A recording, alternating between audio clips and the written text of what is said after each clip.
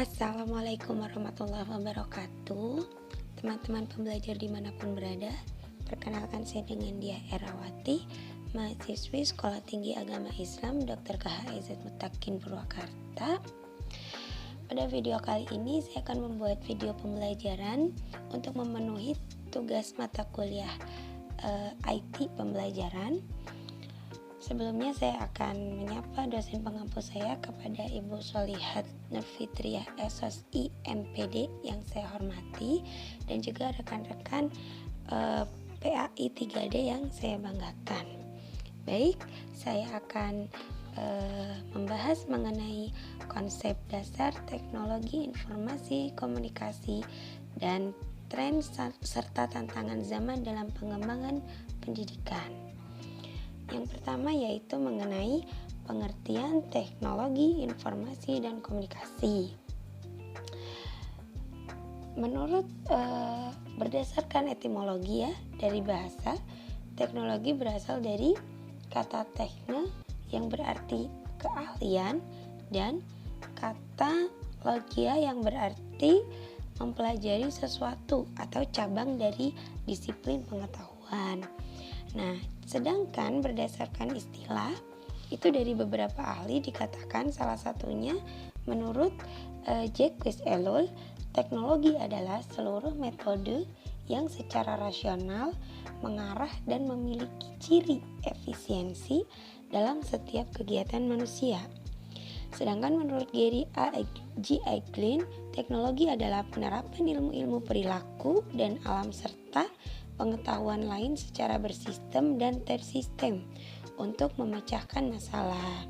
Nah, jadi dapat kita tarik kesimpulan bahwa teknologi adalah sebuah penemuan baru dalam aspek kehidupan di mana setiap individu dapat menggunakan, dapat mengakses dan memberikan segala hal informasi kepada orang lain secara universal.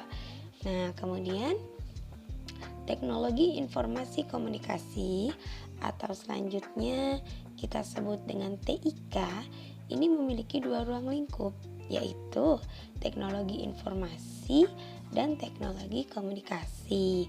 Nah, teknologi informasi ini merupakan teknologi yang digunakan untuk mengolah data sehingga data dapat diubah menjadi informasi.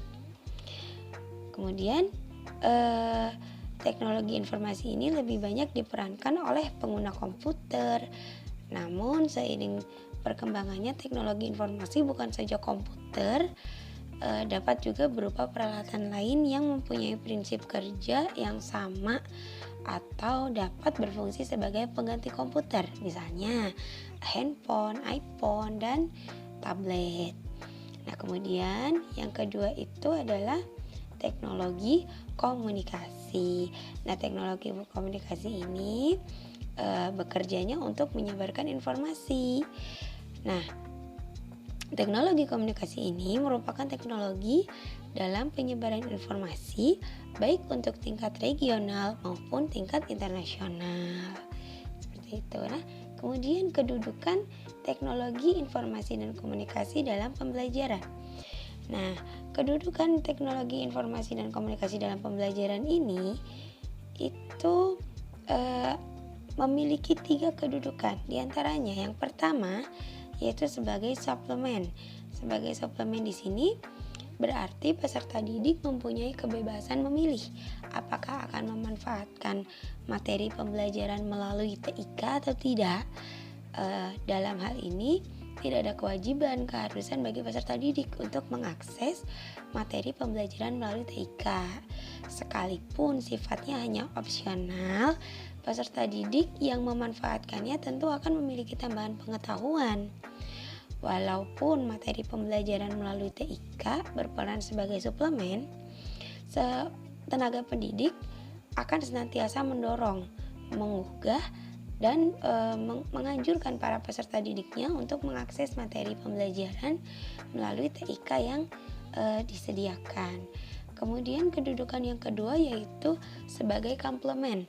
Nah, kedudukan sebagai komplement ini Materi pembelajaran melalui TIK diprogramkan untuk melengkapi materi pembelajaran yang diterima peserta didik di dalam kelas.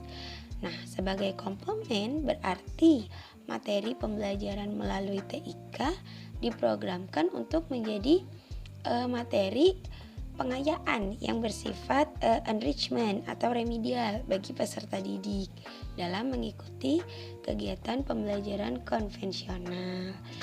Nah, yang ketiga yaitu sebagai substitusi.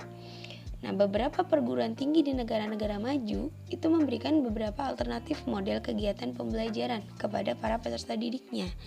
Nah, tujuannya itu adalah untuk membantu mempermudah para peserta didik mengolah kegiatan pembelajaran sehingga para peserta didik itu dapat menyesuaikan waktu dan beraktivitas yang lain dengan kegiatan pembelajarannya itu gitu.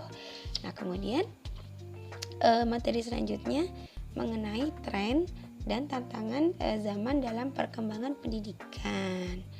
Nah, di sini tren penggunaan TIK dalam dunia pendidikan ini telah memberikan pengetahuan baru terhadap manusia.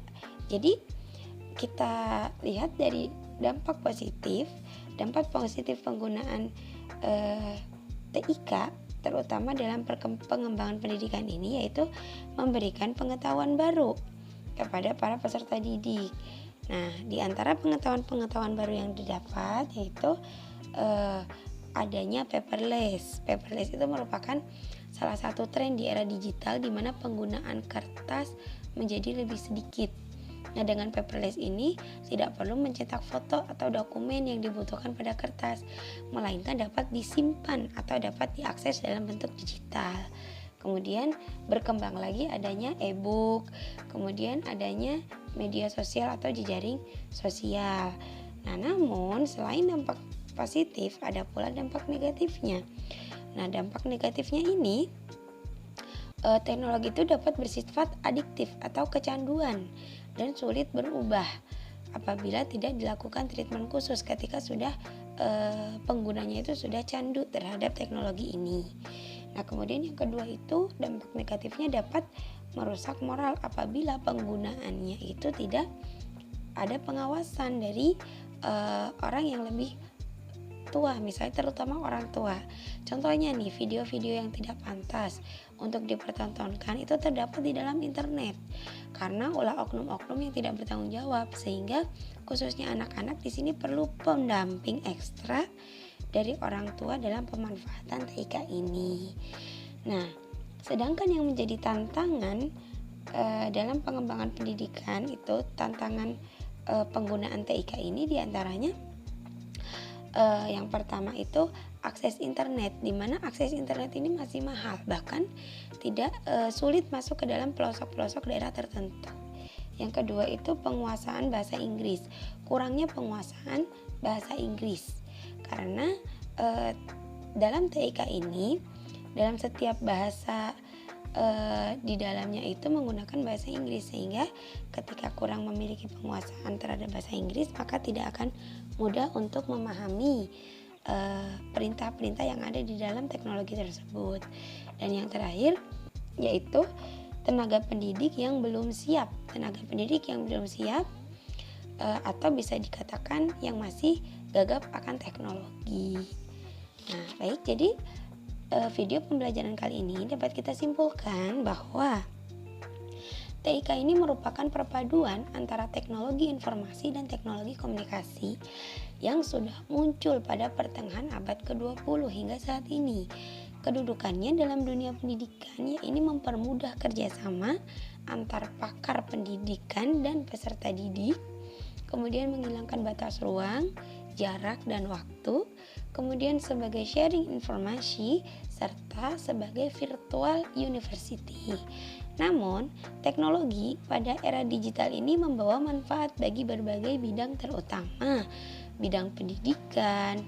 Nah, selain itu, ada pula dampak negatif yang merupakan tantangan bagi dunia pendidikan apabila penggunaan ini tidak diiringi dengan upaya bijak dalam pemanfaatannya.